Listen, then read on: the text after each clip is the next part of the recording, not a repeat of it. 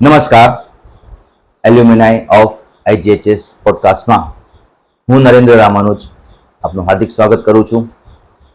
આપ જાણો છો એમ આ પોડકાસ્ટમાં આપણે શ્રી ઇન્દિરાબાઈ ગર્લ્સ હાઈસ્કૂલમાંથી અભ્યાસ કરી ચૂકેલ એવી વિદ્યાર્થીઓને આમંત્રિત કરીએ છીએ કે જેઓ સમાજમાં જુદા જુદા ક્ષેત્રે પોતાની સેવા આપે છે, પોતાનું યોગદાન આપે છે, સમાજ ઘડતરમાં પોતાનો અમૂલ્ય ફાળો આપે છે.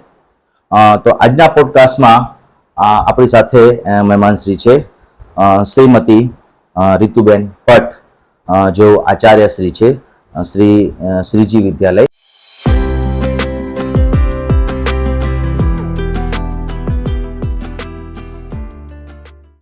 હું વિનંતી કરીશ રીતુબેનને કે એમનો પરિચય આપશે.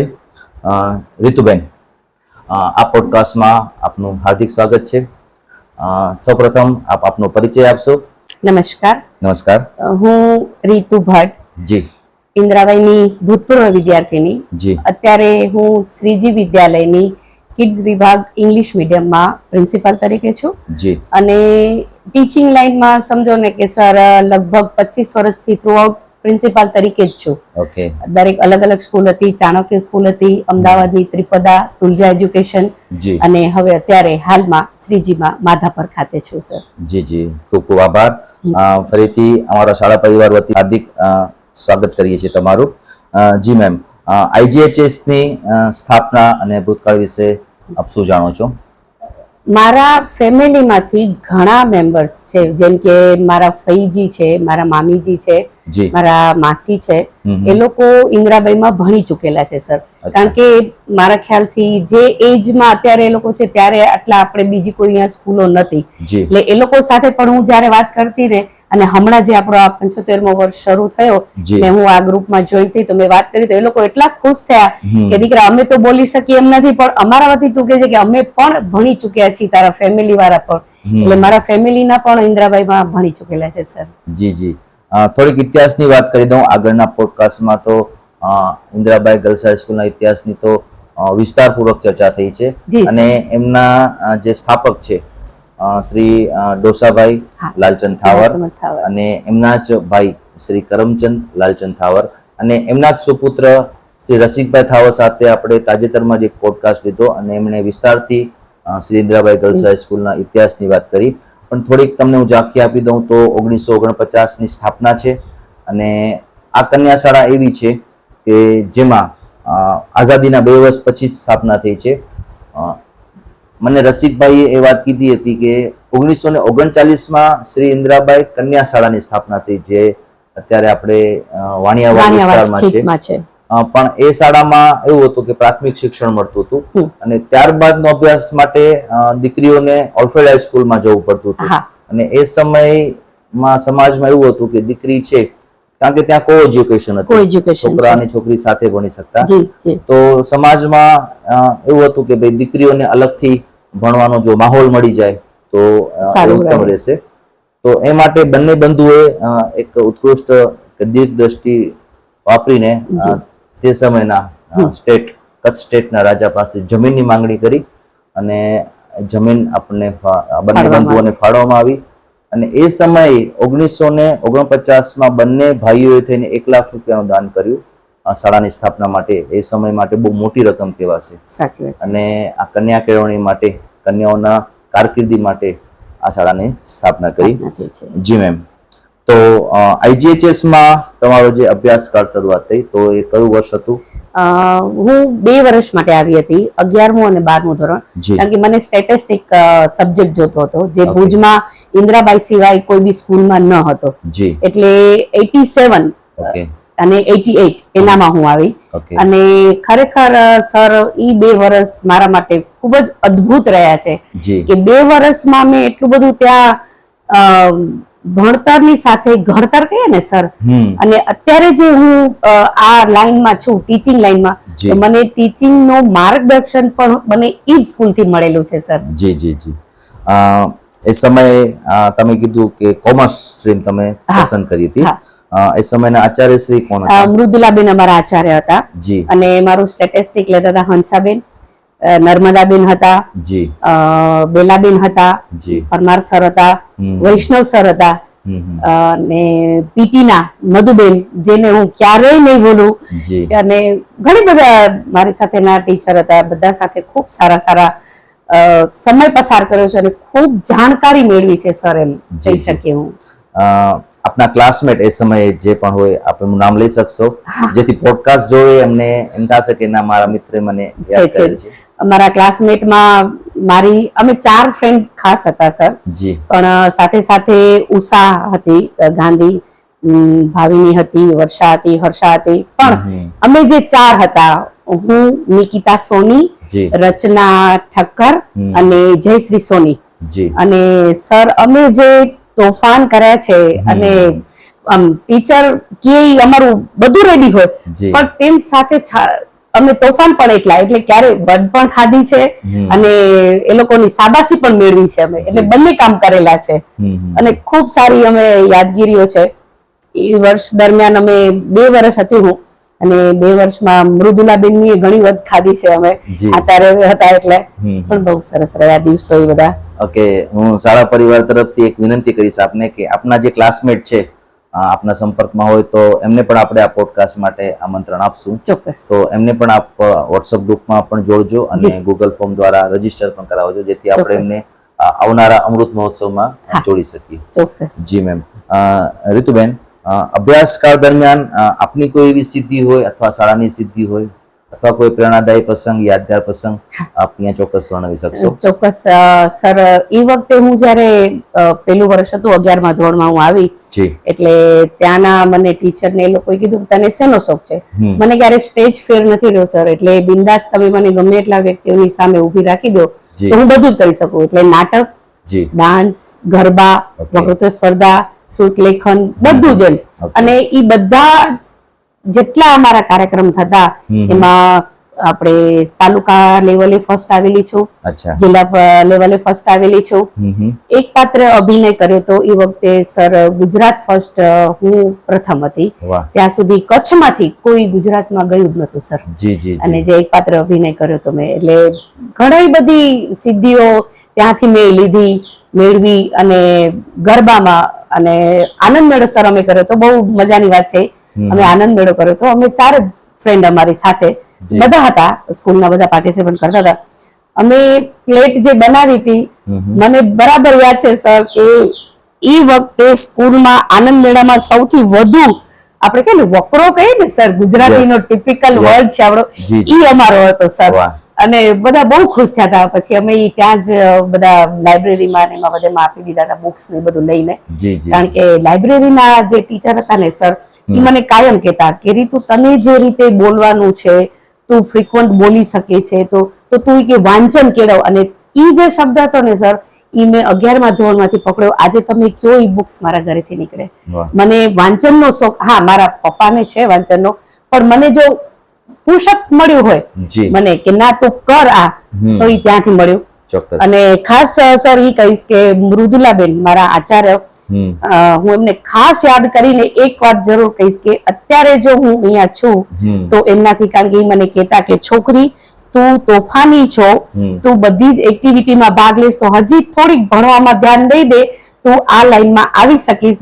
અને સર આજે હું અત્યારે એક પ્રિન્સિપાલ તરીકે જો હું હોઉં તો એમના થકી છું સર. ચોક્કસ ચોક્કસ.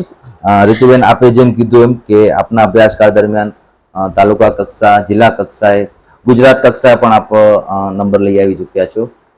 ઉપરાંત આનંદ મેળામાં પણ તમે જે વાત કરી એમાં ભાગ લીધો છે, સારો દેખાવ કર્યો છે.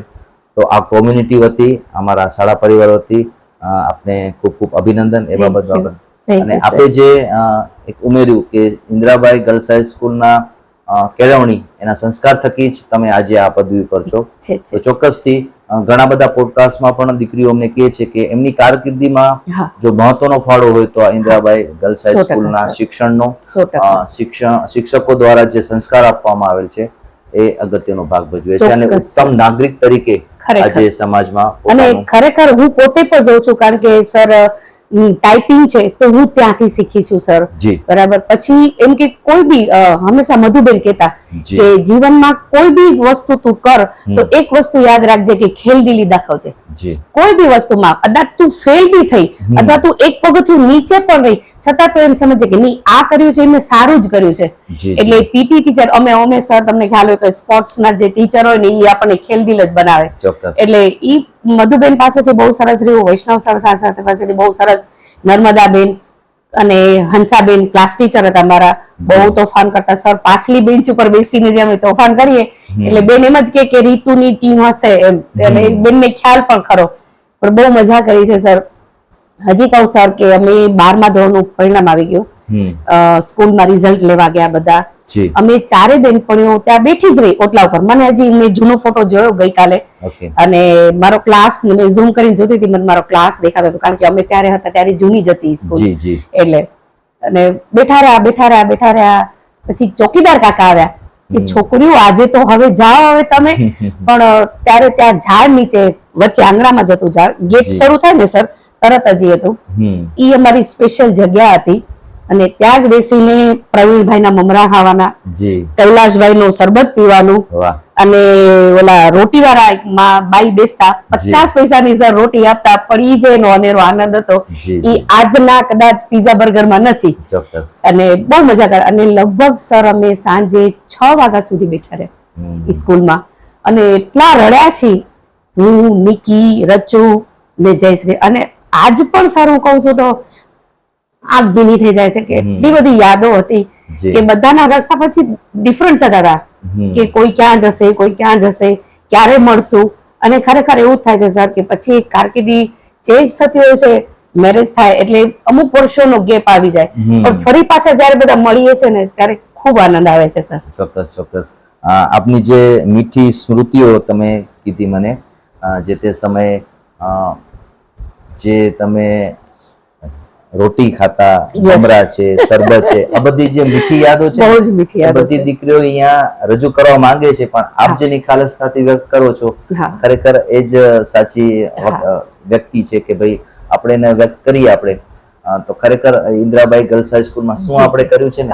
અને આપણે જેમ કીધું આપ તોફાની પણ હતા અને સાથે સાથે સ્માર્ટ પણ હતા, તો એ દોહરો જે અભિગમથી આપ જે આટલે સુધી પહોંચ્યા છો તો ચોક્કસથી આપના અનુભવથી દીકરીઓ ઘણું બધું શીખશે જ. ચોક્કસ. અને હું ભૂતપૂર્વ વિદ્યાર્થીઓને પણ કહું છું કે તમે જે લાગણીઓ છે એ તમે ખરેખર તમે અત્યારની જે સ્ટુડન્ટ છે, આપણે અત્યારની જે વિદ્યાર્થીનીઓ છે સ્કૂલમાં, એને તમે કહો કે ભણો અને સાથે સાથે આ જે બધા તોફાન છે ને, આ જે મજા છે ને એ લ્યો. 25 પૈસાના મમરાની ડીશમાં જે મજા છે ને સર એ બીજેમાં નથી. તમે થોડોક વખત માટે અત્યારની હું જનરેશનને ખાસ કહીશ સ્ટુડન્ટને કે મોબાઈલ સાઈડમાં રાખી અને તમે જે તોફાન કરશો ને બધી બેનપણીઓ સાથે મળીને, એ તમે જિંદગીભર નહીં ભૂલી શકો. અને સ્કૂલ કેમ્પસમાં થયેલા તોફાન એ તમને ક્યારેય નથી ભૂલાતા. તમે તમારી આવનારી પેઢીને પણ આ કહી શકશો કે હું સ્કૂલમાં હતી ને ત્યારે આ તોફાન કરતી હતી.